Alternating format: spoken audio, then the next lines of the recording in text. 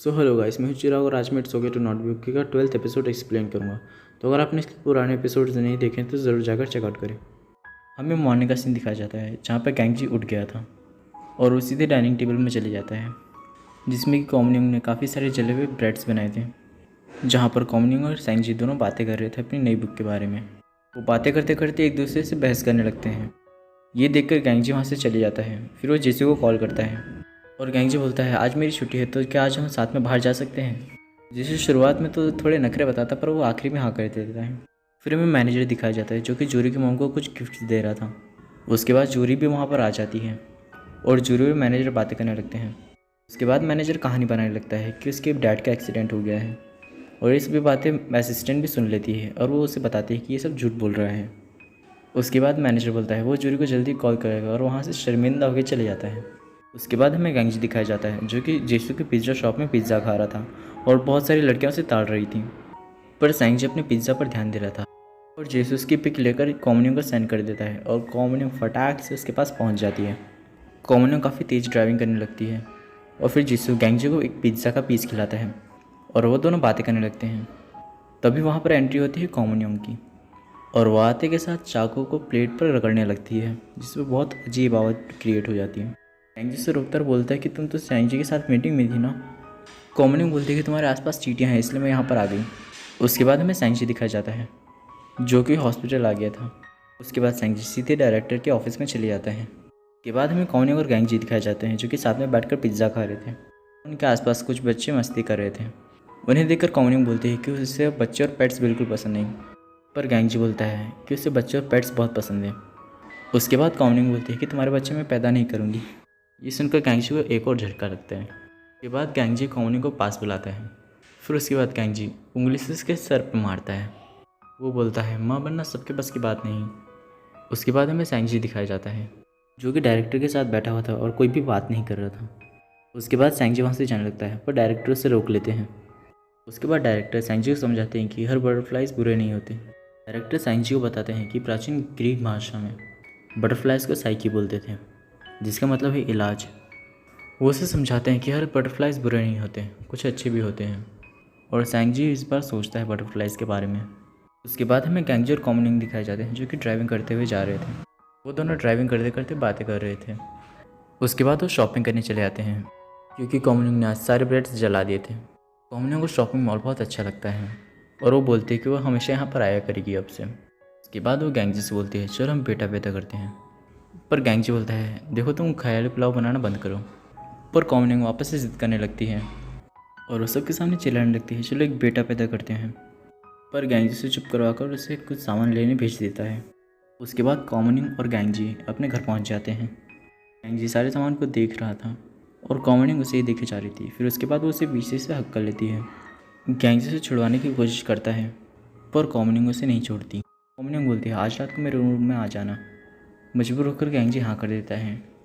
उसके बाद हमें जूरी दिखाई जाती है जो कि कॉमनिंग की बुक्स पढ़ रही थी और वो सुबह से मैनेजर की कॉल का इंतज़ार कर रही थी और उसे कोई कॉल नहीं आता।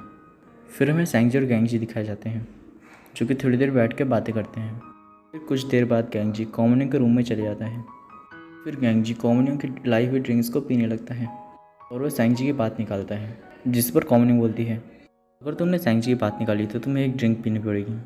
गैंगजी भी एक डील रखता है अगर तुमने कुछ बुरा बोला तो फिर तुम्हें भी पीना पड़ेगा। उसके बाद हमें नेक्स्ट सीन दिखाया जाता है जहाँ पर कॉमनिंग नीचे पड़ी हुई थी पीने के कारण, क्योंकि वो अपने शब्द को कंट्रोल नहीं कर पाई।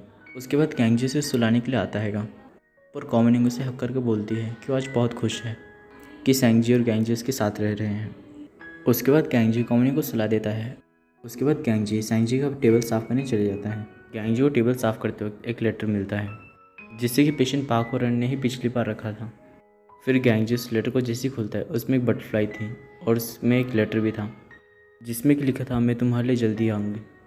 फिर गैंगजी टेंशन में आ जाता है और वह सैंगजी के पास आता है और उसे देखता है और उस बटरफ्लाई को क्रश कर देता है। फिर हमें हॉस्पिटल का सीन दिखाया जाता है जहाँ पर वही पेशेंट जो डायरेक्टर को सारी इन्फॉर्मेशन देता है वो हॉस्पिटल से बाहर घूमने जा रहा था। डायरेक्टर उसे रास्ते में अपना ख्याल रखने के लिए बोलते हैं। उसके बाद हमें सैंगजी और गैंगजी दिखाए जाते हैं। गैंगजी सैंगजी से पूछता है कि आज तुम काउंसलिंग के लिए जाओगे। सैंगजी बोलता है हाँ। सैंगजी बोलता है कि बटरफ्लाइज का मतलब है इलाज। पर मुझे अभी उनसे डर लगता है। बोलता है अगर बटरफ्लाइज वापस आ गए तो हमें वापस से ये जगह छोड़नी पड़ेगी। उसके बाद गैंग से समझाता है। वो उससे बोलता है कि कभी भी अगर तुम्हें डर लगे तो तुम मेरे पीछे आकर छुप जाना।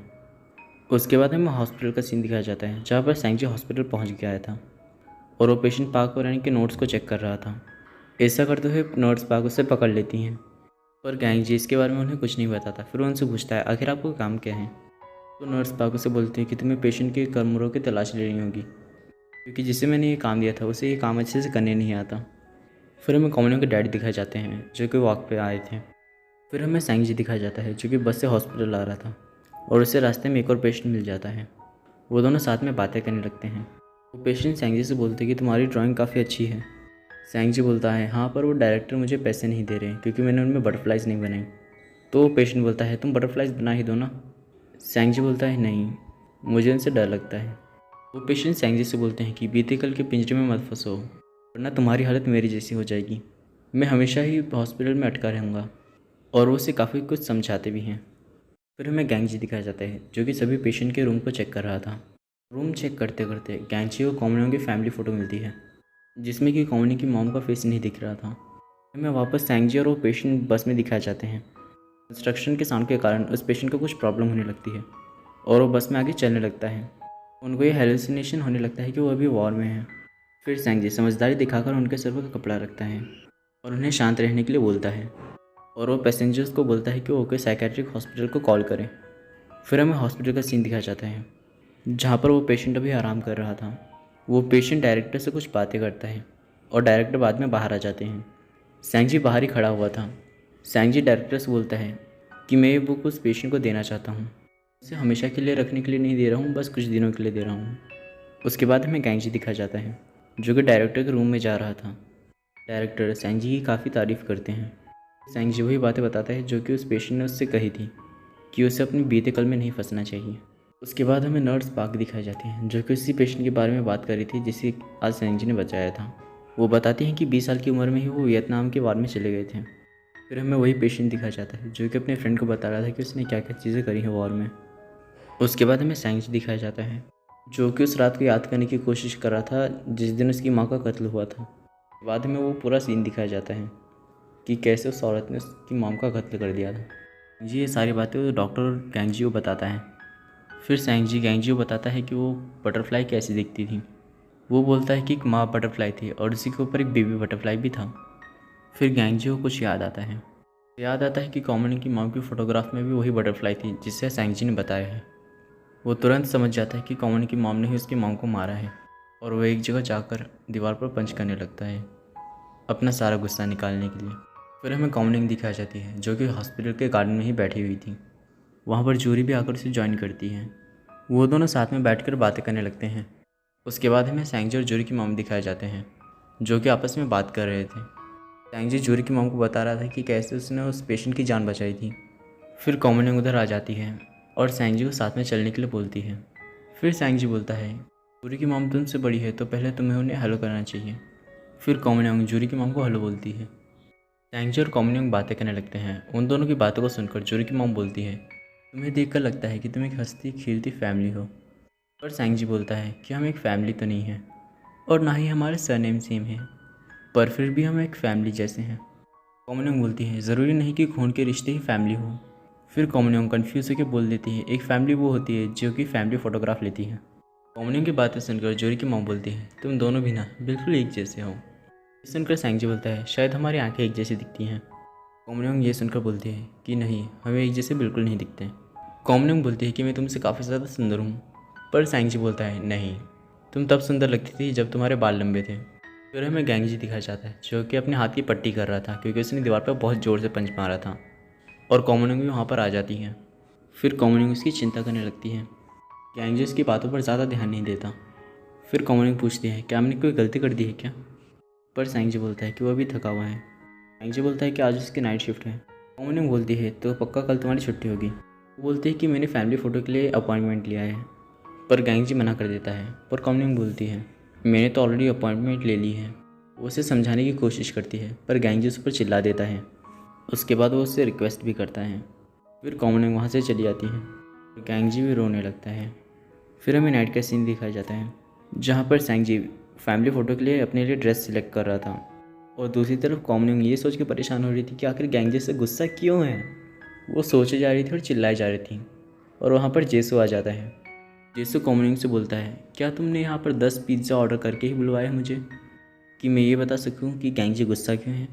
जेसू कॉमनिंग के साथ बैठकर बातें कहने लगता है। जेसू कॉमनिंग को बोलता है कि गैंगजी कभी अपनी फीलिंग्स किसी को नहीं बताता। गैंगजी हमेशा अपनी फीलिंग्स को अपने अंदर दबा के रखता है।